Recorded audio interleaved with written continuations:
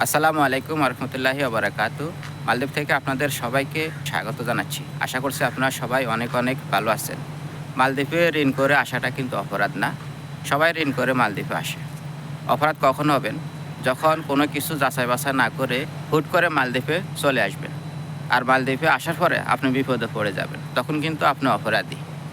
তো মালদ্বীপে আসার আগে ধৈর্য সহকারে টাইম নিয়ে আপনারা অবশ্যই ভাবনা চিন্তা করবেন, যাচাই বাছাই করবেন, তারপরে আপনারা মালদ্বীপে আসবেন।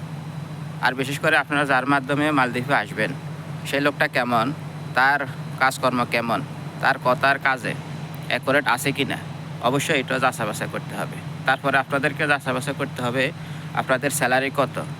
যে স্যালারি ভিসার মাধ্যমে উল্লেখ করা থাকবে, ওই স্যালারি কি সবসময় দিবে নাকি বছরে বছরে আপনার স্যালারি বাড়বে, এটা অবশ্যই আপনাকে যাচাই করতে হবে।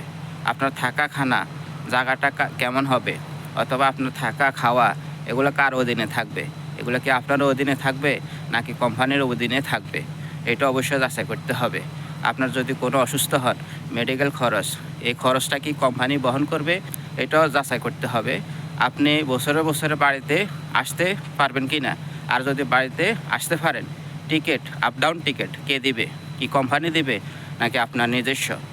যদি এই বিষয়গুলা 100-100 আপনারা যাচাই বাছাই করে আপনারা যার মাধ্যমে মালদ্বীপে আসেন, বিষয়গুলো যদি যাচাই বাছাই করে আসেন, আমার দীর্ঘ বিশ্বাস আপনারা কেউ বিপদে পড়বেন না। আপনারা সবাই ভালো থাকবেন। মালদ্বীপে আসার পরে সুস্থ শরীর নিয়ে টাকা ইনকাম করতে পারবেন।